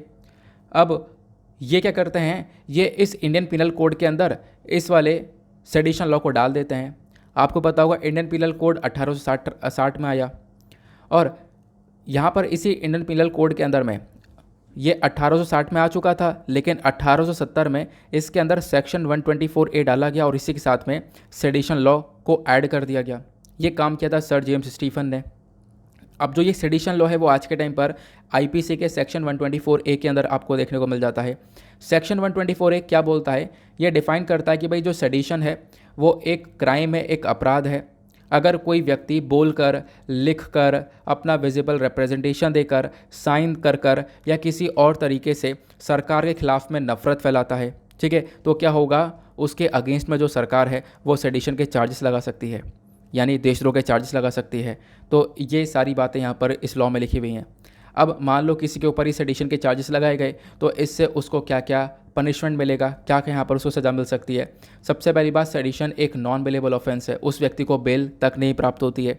साथ ही साथ यहाँ पर ये इसके अंदर जो सज़ा है वो 3 साल की हो जाती है, और 3 साल की सज़ा के साथ साथ यहाँ पर काफ़ी सारा जो फ़ाइन है वो भी ऐड कर दिया जाता है, और वो जो सज़ा है वो बढ़ाकर 3 साल से उम्र कैद तक की जा सकती है। प्लस यहाँ पे वो जो व्यक्ति है उसको गवर्नमेंट जॉब से हटा दिया जाएगा, प्लस गवर्नमेंट जॉब उसको मिलेगी नहीं। फिर साथ ही साथ यहाँ पर उसको पासपोर्ट वगैरह नहीं दिया जाएगा, और जब जब हमारा कोर्ट बुलाएगा तब तक उसको कोर्ट के अंदर आना पड़ेगा। तो ये सब यहाँ पर सेडिशन लॉ के बारे में जानना है। फिर उसके बाद में सेडिशन लॉ के अंदर काफ़ी सारे इश्यूज़, काफ़ी सारी प्रॉब्लम्स देखने को मिल जाती हैं। सबसे बड़ी प्रॉब्लम यहाँ पर यह है कि ये भाई अंग्रेज़ों के टाइम का है, कॉलोनियल एरा का यहाँ पर जो अवशेष है वो आज के टाइम पर यूज़ हो रहा है। इनफैक्ट अंग्रेज़ों ने यहाँ पर इसका इस्तेमाल किया हमारे फ्रीडम फाइटर्स के अगेंस्ट में, लोकमान्य तिलक जी को, उसके बाद महात्मा गांधी जी को, जवाहरलाल नेहरू जी को, भगत सिंह जी को सेडिशन के अंदर चार्ज किया था। तो यहाँ पर आप लोग देख पाओगे ये जो सेडिशन के चार्जेस है वो इनके अगेंस्ट में यूज़ किए गए। और आज के टाइम तक इसका यूज़ किया जा रहा है। तो कहीं ना कहीं हम लोग यहाँ पर जो ये अंग्रेज़ लेकर आए थे सेडिशन लॉ को, उसी को हम लोग वापस से यूज़ करते हुए नज़र आ रहे हैं। फिर उसके बाद दूसरा यहाँ पर इशू यह है कि भाई जो कॉन्स्टिट्यूएंट असेंबली है, जब इस सेडिशन को संविधान में ऐड करने के बारे में चर्चा की जा रही थी तो कॉन्स्टिट्यूएंट असेंबली भाई अग्री ही नहीं कर रही थी कि भाई यहाँ पर इसको नहीं लाना चाहिए।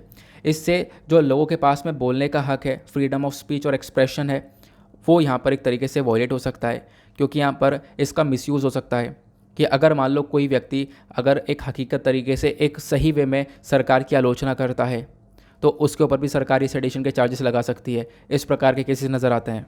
तो यहाँ पर इसी चक्कर में कॉन्स्टिट्यूएंट असेंबली ने क्या हुआ, सेडिशन को हमारे संविधान में ऐड करने से मना कर दिया था, लेकिन उसके बाद भी आप देख पाओगे यह ऐड हुआ। फिर उसके बाद में इन्होंने ये भी बोला कि भाई हर एक इंसान के पास में राइट टू प्रोटेस्ट है। मतलब कि आप लोग देख पाओगे हर एक व्यक्ति के पास में क्या है कि वो सरकार के अगेंस्ट में, अगर सरकार कोई गलत कर रही है तो उनके अगेंस्ट में वो प्रोटेस्ट कर सकता है, प्रदर्शन कर सकता है। लेकिन क्या होगा अगर ये सेडिशन के लॉ ऐसे ही रहेंगे, तो अगर कोई व्यक्ति एक सही कंडीशन में भी प्रोटेस्ट कर रहा है सरकार के अगेंस्ट में तो उसके ऊपर ये सेडिशन के चार्जेस लगाए जा सकते हैं। ये बात यहाँ पे रखी गई है। क्लियर हुआ? तो ये सारे इश्यूज़ आपको देखने को मिल जाएंगे। तो ये बात सुप्रीम कोर्ट ने बताया कि भाई यहाँ पर सेडिशन लॉ के अंदर ये कमियाँ देखने को मिल जा रही हैं, तो भाई आपको ये स्टेप्स उठाने चाहिए। तो मैंने आपको समझा दिया सेडिशन लॉ के ऊपर क्या क्या रोक लगाई गई है। Section 124A of the IPC के अंदर मेंशन किया गया। ठीक है, क्या क्या इसमें प्रॉब्लम्स देखने को मिल जाती हैं, वो सारी प्रॉब्लम्स हम लोगों ने अभी यहाँ पर डिस्कस कर ली हैं। उसके बाद आते हैं अगले आर्टिकल पर। अब आपका क्वेश्चन होगा आज टेक्स्ट और कॉन्टेक्स्ट को कवर नहीं किया, तो आज टेक्स्ट और कॉन्टेक्स्ट पर कुछ है भी नहीं। यहाँ पे आप देख पाओगे तमिलनाडु के इंडस्ट्रियल डेवलपमेंट के बारे में चर्चा की गई है, पूरे पेपर पर एक ही आर्टिकल है। यहाँ पर आप लोग उसको स्किप कर सकते हो। तो आज टेक्स्ट और कॉन्टेक्स्ट पर कुछ पढ़ने के लिए नहीं है। देन उसके बाद आते हैं पेज नंबर 14 के ऊपर, दैट इज़ बिजनेस सेक्शन। देखेंगे इकॉनमी के पॉइंट ऑफ व्यू से इंपॉर्टेंट आर्टिकल को। ठीक है, अब ये 2 आर्टिकल हमारे आखिरी रह गए। मैंने आपको बताया था एडिटोरियल के बाद में कुछ छोटे छोटे 2 आर्टिकल रह गए इंपॉर्टेंट से, इसको कवर करेंगे। सबसे पहला आर्टिकल तो आपको ये वाला देखने को मिलेगा कि भाई रुपये की वैल्यू डाउन हो चुकी है इन टर्म्स ऑफ डॉलर। ये तो अभी हमने थोड़ी देर पहले ही डिस्कस कर लिया है, तो यहाँ पे कुछ है ही नहीं पढ़ने लायक। एक आर्टिकल आपको ये देखने को मिल जाएगा, यहाँ पे चर्चा की गई है इन्फ्लेशन को लेकर, महंगाई को लेकर। जो महंगाई है वो अपने आप में एक सबसे बड़ा चैलेंज है हमारे लिए। इन्फ्लेशन एक उच्च स्तर पर पहुँच चुका है। यहाँ पे बताया गया कि जो इन्फ्लेशन है उसकी एक लिमिट है, लेकिन वो क्रॉस हो चुका है।